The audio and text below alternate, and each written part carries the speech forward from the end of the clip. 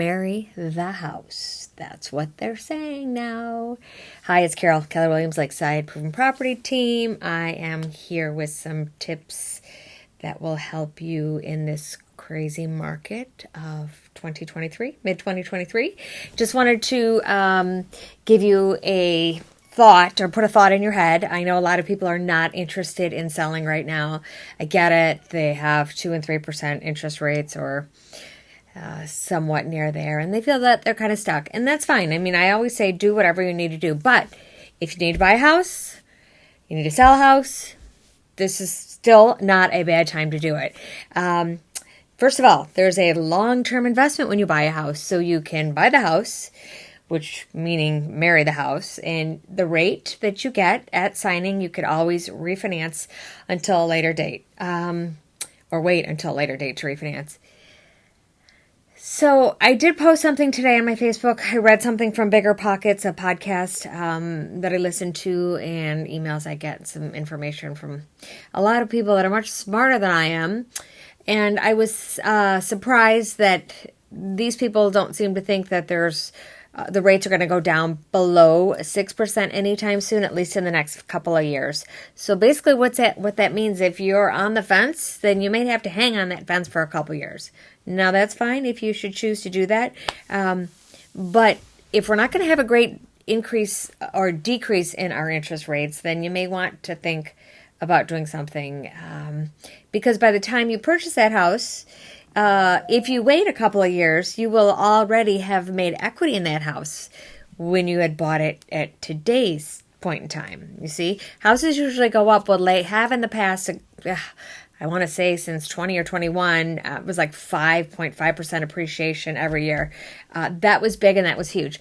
But if it is going to be less, which it looks like it's going to be, houses are not going to appreciate that quickly, we're still going to see at least like a 1.5–2% appreciation, which is still better. So it's still better to do it, buy your house and let the equity build and appreciate and live there and have a place to live that you can call your own. So like I said, it is a long-term investment.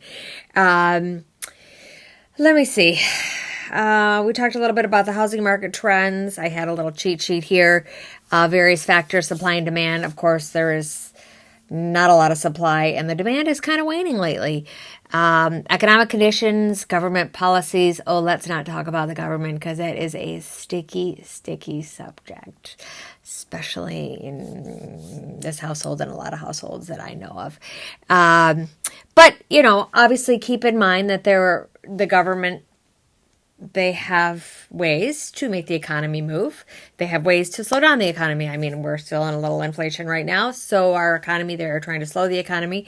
And unfortunately, daily life is a little bit more expensive. So, but I don't have a crystal ball, like I said. Well, I have one, but it's cracked, and that Flexol tape's not working.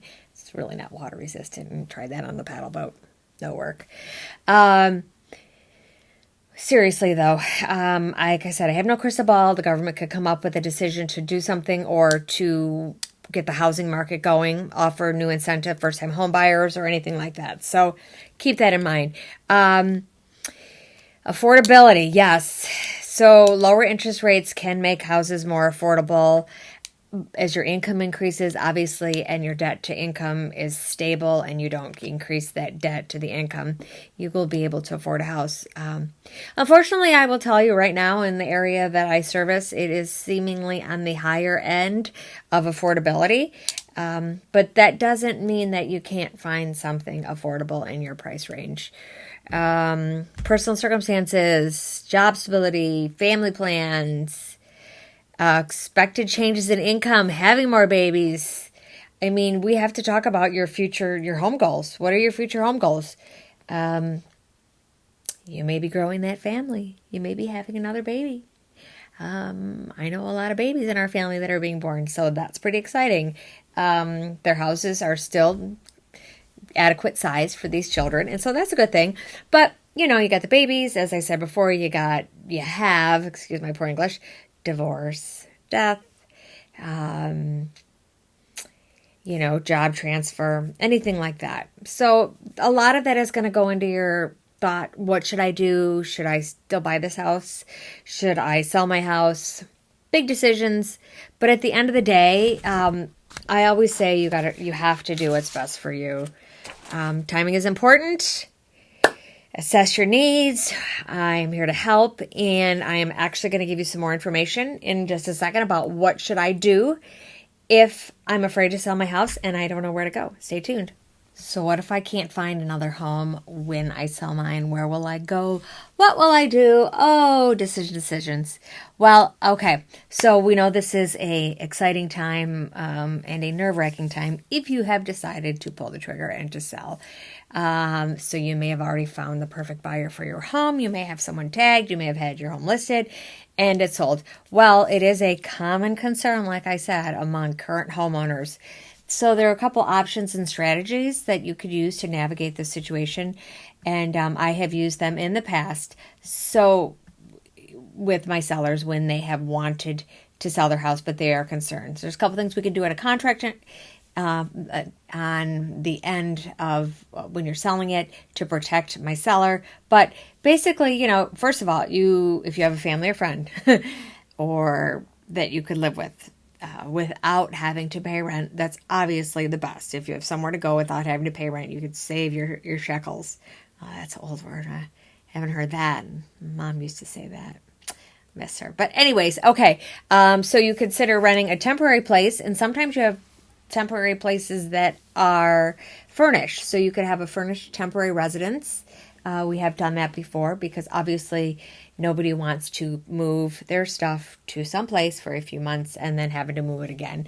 So if it's not for you, then you could always, if you don't want to move into temporary housing, if you have a hotel or family, like I said, you could do that.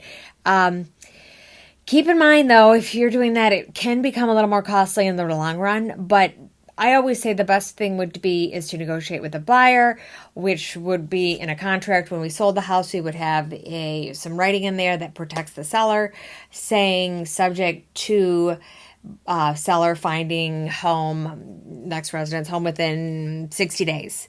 And then obviously we're asking for occupancy also. A lot of the buyers understand, and basically since inventory is low, it probably is a benefit for our seller at this point. Well, it is a benefit, but if they have these special contingencies that they need on their end, that is a good thing. Basically, yeah, you just have to be prepared. You have to be prepared to know if you're going to be able to find. I would always say, obviously, even if you're selling and you're going to be buying with a large portion of the proceeds to put on a down payment, you do want to speak with a lender. You want to make sure that you can afford this new place. A lot of people have not had their credit checked and they just pay their bills monthly, and that's a wonderful thing. But you got to be sure, because sometimes there's some, not inequities, there's some untruths or there's some errors that may be on your credit report, and you want to find that out before you start the process and have to actually apply for a mortgage.